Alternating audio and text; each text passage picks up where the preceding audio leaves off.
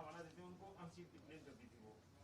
अब क्योंकि उसमें हिमाचल हाई कोर्ट की स्टे लग गई है कन्विक्शन पे, अब अगला कोर्स ऑफ एक्शन क्या होगा, क्या उनकी सदस्यता बहाल होगी?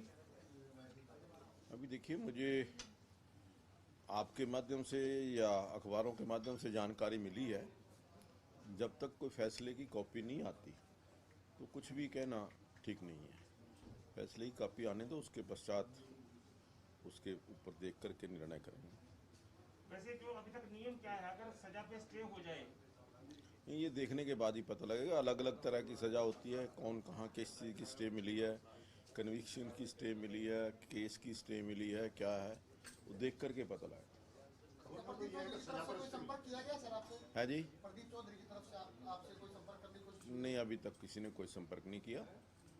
वो फैसले की कॉपी देंगे तो उसके ऊपर विचार करेंगे। हम एक प्रदीप चौधरी जी के अलावा मैं कोई विषय ये जानना चाह रहा हूँ कि जब सजा पे रोक हो जाए, कन्विक्शन पे अगर स्टे हो जाए, हाँ, तो क्या सदस्यता बहाल होती है या नहीं होती है? प्रावधान है ना? सॉरी। यदि कन्विक्शन के ऊपर स्टे होती है तो वो कब से हुई है? जिस दिन सजा हुई थी, इनिशियल जो निचली कोर्ट के अंदर सजा हुई थी उससे स्टे हुई है, या सेशन कोर्ट की जो सजा है उससे स्टे हुई? ये सारा एक बार जब तक वहाँ की जजमेंट की कॉपी नहीं आ जाती तो कुछ भी कहना ठीक नहीं है। वैसे प्रोविजन बात यह है कि विश्लेषण में कि दोष सिद्धि पर अगर स्टे होगा तभी बहाल हो सकती है, और ये सजा पर स्टे हुआ है, तो आपका ये प्रोविजन क्या कहता है? देखिए, दोष सिद्धि वाला मामला तो सेशन कोर्ट के अंदर चल रहा है। वो तो अभी मामला खत्म नहीं हुआ, मामला तो अभी चल रहा है। ये तो सजा के ऊपर उन्होंने अपील की थी कोर्ट के अंदर। अब कोर्ट ने क्या आदेश किया है, जब तक उसकी जानकारी नहीं मिलती तब तक कोई कुछ भी कहना ठीक नहीं है। सर, हम जानना ही चाह रहे हैं, जो जिस दिन ये सजा सुनने के बाद आपका फैसला आया था, उस दिन मैंने सवाल पूछा था कि अगर इस सजा पे रोक हाई कोर्ट या उच्चतर कोर्ट ने लगा दी तो क्या ये सदस्यता बहाल होगी? तो आपने उस दिन ये कहा था कहाँ से ये सदस्यता बहाल होगी? देखिए, मैं कह रहा हूँ कि अभी कोर्ट का क्या फैसला है, जब तक फैसले की जानकारी नहीं है तो कुछ भी मेरा कहना ठीक नहीं है। सर, आज आप भाजपा अध्यक्ष से मिलने आए थे, कोई विशेष कार्य या जो कोरोना चल रहा है उस पर कोई चर्चा हुई हो या?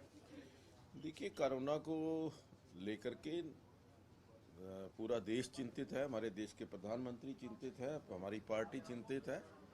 तो उस दृष्टि से कोरोना को कैसे रोका जा सकता है, चाहे वो सरकार स्तर पर है, चाहे वो हमारी विधायिका के रूप में है। कल ही हमारे आदरणीय लोकसभा के स्पीकर ओम बिरला जी ने एक वीडियो कॉन्फ्रेंस के द्वारा सभी विधायकों को या सभी जो चुने हुए प्रतिनिधि हैं उनको इस कोरोना के प्रति सजग रहने के आदेश दिया है। और एक हमने विधानसभा के अंदर भी कंट्रोल रूम जो है वो स्थापित किया है, ताकि अगर कोई ऐसी जानकारी किसी दूसरे प्रदेश की पूरे देश के अंदर कहीं से भी आती है जहां सहायता की आवश्यकता है, तो वो हम लोकसभा के जो हमारा कंट्रोल रूम है उसके माध्यम से हम आगे उसको सहायता प्रदान कर सकते हैं। विधानसभा के कंट्रोल रूम में कौन फोन करेगा, कौन फोन कर सकता है? देखिए, हमें पिछली बार जब हमने ये सेटअप किया था, बहुत सारे दूसरे प्रदेशों से, चाहे बिहार से, उत्तर प्रदेश से या बंगाल से, ऐसे कुछ फ़ोन आए कि जिनके लोग यहाँ पर फंसे हुए थे या जिनको सहायता की आवश्यकता थी। तो हमने उनको ट्रेस आउट करके उनकी हेल्प की और उनको अपने ठीक स्थान के ऊपर पहुँचाया। तो इस प्रकार से कहीं भी कोई हेल्प की ज़रूरत होती है, कहीं फाइनेंशियल एड की ज़रूरत होती है। पिछली बार एक दो बार ऐसे भी फ़ोन भी आए कि यहाँ पंजौर के अंदर कुछ लोग जो थे बंगाल के, वो लोग ऐसे थे कि उनको पैसे की ज़रूरत थी, तो हमने उनकी फाइनेंशियल हेल्प भी की और उनके खाने पीने का भी जो इंतज़ाम था वो किया। तो इस दृष्टि से पूरे देश से कहीं पर भी संपर्क करने में इससे आसानी रहती है। वर्चुअल मीटिंग होगी परसों 22 तारीख को। सभी जो विधायक हैं उनसे हम इस कोरोना के बारे में चर्चा करेंगे। ये जो विधानसभा कंट्रोल रूम है, तो इसका मुख्य मकसद तो दूसरे राज्यों के जो लोग यहाँ पर रह रहे हैं, अगर वहाँ के कुछ लोग यहाँ के उनके लिए मदद मांगे तो उसके लिए, हरियाणा के लोगों के लिए कोई इसका मकसद है? नहीं, हरियाणा में भी हरियाणा के सभी विधायक हमारे साथ जुड़े होंगे, हमारी विधानसभा के साथ जुड़े होंगे। कहीं पर किसी प्रकार की ज़रूरत है किसी पर्टिकुलर एरिया के अंदर, तो मुझसे बात कर सकते हैं। बात करके हम उसका निदान कर सकते हैं। आपने कंट्रोल रूम स्थापित करने का विधानसभा में हाँ, किया है। हाँ जी। तो वो प्रवासियों की मदद करेगा या कुछ और दूसरे लोग? सभी लोगों की कोरोना के मामले में जहां पर भी जिसको भी जैसी भी सहायता की जरूरत होगी हम प्रयास करेंगे कि उसको पूरा करें। सर, जैसा कि पड़ोसी राज्य चाहे राजस्थान में लगाए, वहाँ भी लगभग लॉकडाउन लगा दिया गया, कहीं दिल्ली में भी लगा दिया गया। आपका पड़ोसी राज्य पंजाब भी जो है लगभग इसी से ज़्यादा पीड़ित है। तो इस बारे में हरियाणा क्या सोच रहा है? क्योंकि उधर के लोग इधर भी तो आपस में टक्कर होते हैं, लोग आते जाते रहते हैं, और शायद पंजाब ने भी रिक्वेस्ट की है कि पंचकुला को सोचना चाहिए। आपको सोच रहे हैं सर इन चीज़ों को लेकर? देखिए, हर रोज परिस्थिति के ऊपर विचार विमर्श होता है। सरकार ने 17 जो अधिकारी हैं इसकी हर रोज की रिपोर्ट देने के लिए बनाए हैं। अगर ऐसी आवश्यकता होगी तो उसके ऊपर विचार करें। अभी सरकार ने कहा कि हम कोई लॉकडाउन नहीं लगाएंगे और कोई भ्रम में ना रहें, प्रवासी मजदूर भी यहाँ पर भ्रम में ना रहें और कोई दस्ती वाले भ्रम में ना रहें, हम लॉकडाउन नहीं लगाने जा रहे हैं। देखिए, बिल्कुल सही कह रहे हैं आप। सरकार की मंशा ये है कि बिना लॉकडाउन लगाए अगर हमारा कोरोना से लड़ाई लड़ सकते हैं तो हमें लड़नी चाहिए।